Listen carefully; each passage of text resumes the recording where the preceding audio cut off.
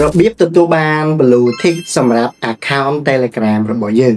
ឬក៏របៀបនៃការទិញយក Telegram Premium ដើម្បីឲ្យ account យើងទទួលបាន Blue Tick និងការ post story ក៏ដូចជាអត្ថប្រយោជន៍ផ្សេងៗទៀតពីការទិញ Blue Tick នៅក្នុង Telegram ចឹងសម្រាប់បងប្អូនដែលបានមើលវីដេអូនេះកុំភ្លេចជួយធ្វើការចុច like follow និងធ្វើការចែករំលែកម្នាក់មួយផងអញ្ចឹងឥឡូវនេះយើងទៅធ្វើការតាមដានពីរបៀបនៃការទិញ Blue Tick ឬក៏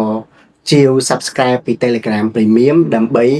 យើងទទួលបានអត្ថប្រយោជន៍ជាច្រើនពី Telegram អញ្ចឹងក៏បាយខាតពេលយើងយូរតាមដានជាមួយនឹងខ្ញុំទាំងអស់គ្នាអញ្ចឹងបងប្អូនចូលមកកាន់ Telegram បងប្អូនមកចុចកន្លែង setting នេះមកបន្តបន្ទាប់បងប្អូន scroll រកកន្លែងពាក្យថា Telegram Premium អញ្ចឹងបងប្អូនចុចលើ Telegram Premium នេះមកអញ្ចឹងចំពោះ Telegram Premium បងប្អូនឃើញហើយគឺមានការយើងបង់ជាប្រចាំខែនិងប្រចាំឆ្នាំអញ្ចឹងបើសិនជាបងប្អូនបង់ប្រចាំខែមួយខែគឺ 3.99 ហើយបើសិនជាបងប្អូនទិញជាប្រចាំឆ្នាំគឺបងប្អូនចំណាយតែ $2.49 ក្នុងមួយខែទេដែល12ខែអស់$29.99 ឬក៏យើងហៅ$30នឹងឯងចឹងចំពោះអត្ថប្រយោជន៍ Telegram Premium មានច្រើនមែនទែនគឺយើងអាចធ្វើការ post story យើងអាចធ្វើការ cloud storage ដល់ 14G ប្រើជាមួយនឹង document របស់យើងតទៅជាមួយនឹង double limit ទៅលើ channel ទៅលើ folder ទៅលើការ pin អីផ្សេងៗនៅក្នុង Telegram យើងមានមុខងារពិសេសមួយទៀតគឺ Telegram Business ដែលតទៅជាមួយនឹង auto reply អីជាដើមហើយមួយទៀតគឺតទៅជាមួយនឹង last send time voice to text conversation មានតែបដូរពីសំឡេងទៅអក្សរការ download របស់យើងនៅក្នុង Telegram វាលឿនបកប្រែ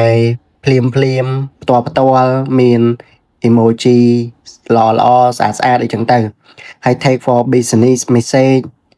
name and public color យើងអាចកែ color កែឈ្មោះអីតទៅជាមួយនឹងយើងអាចច្នៃបាន color ដែលយើងចង់បានហើយ for wallpaper សម្រាប់ឆាតទាំងយើងទាំងគេ profile badge នេះ blue tick នឹងឯងដែលយើងអាចរើស blue tick ឬក៏រើសទៅលើអ្វីដែលយើងចង់បានវាមានច្រើនអញ្ចឹងបងប្អូនអាចចុចមើលកន្លែងនឹងបន្ថែមទៀតទៅបាទអញ្ចឹង message privacy disable sharing advanced chat management អត់មានពាណិជ្ជកម្មចឹង Telegram app icon យើងអាចដូរ icon តាមចិត្ត infinity reaction ការ reaction ដោយអត់បានកំណត់ animated profile picture យើងអាចដាក់រូបភាពរបស់យើងនៅក្នុង profile ហ្នឹងជា animate premium sticker message effect AI tool format tool ហើយនឹង checklist ជាដើមចឹងនៅក្នុងហ្នឹងគឺវាមានមុខងារច្រើនមែនតើអញ្ចឹងកន្លែងនេះបងប្អូនបើសិនជាបងប្អូនចង់បានមួយណាបងប្អូនរើសទៅជាប្រចាំខែឬក៏ប្រចាំឆ្នាំ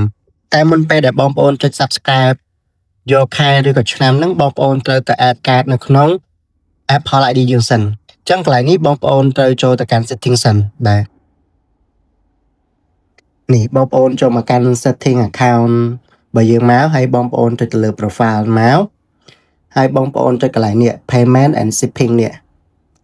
ចឹងកន្លែង payment and shipping ហ្នឹងគឺកន្លែងយើងធ្វើការ add card បងប្អូនចឹងកន្លែងនេះខ្ញុំបាន add card ហើយបើសិនជាបងប្អូនអត់ទាន់ទៅ add បងប្អូនចុចកន្លែង add payment method នេះមកចុចលើវាចឹងកន្លែងនេះគឺcard number បងប្អូនទីខាងលើហើយយក card number នេះអា card លេខ card វិញគេ16ខ្ទង់នេះមក expire នេះថ្ងៃខែផុតកំណត់នៃ card ដាក់ខែហើយនឹងឆ្នាំផុតកំណត់នៃ card ហ្នឹងទៅហើយកន្លែងនេះលេខកូដ3ខ្ទង់ហើយកន្លែងនេះតទៅជាមួយនឹង billing address បងប្អូនពេញ billing address បើអត់ទាន់ចេះទេអាចពេញតាមខ្ញុំចឹងទៅបាទដាក់ឈ្មោះរបស់យើងឲ្យត្រឹមត្រូវទាំងអស់មកបន្ទាប់ពីបងប្អូនពេញហើយបងប្អូនចុចដានទៅបាទបន្ទាប់ពីយើងដានហើយវានឹងជាប់បែបនេះបើសិនជាលោតក្រហមអីផ្សេងៗអាហ្នឹងយើងអត់ទាន់បាន add ត្រឹមត្រូវទេអញ្ចឹងយើងត្រូវ add ឲ្យត្រូវសិនអញ្ចឹងបងប្អូន add card ហើយគឺវាជាប់បែបនេះហើយបងប្អូនអាចទៅកាន់ Telegram Premium នេះឡើងវិញមកបាទចឹងឥឡូវនេះខ្ញុំចង់ធ្វើការ subscribe ចំពោះ Telegram Premium ខ្ញុំអត់យកជាខែទេខ្ញុំយកជាឆ្នាំតែម្ដងដោយសារវាចំណេញជាងចឹងកន្លែងនេះខ្ញុំចុចលើពាក្យថា subscribe for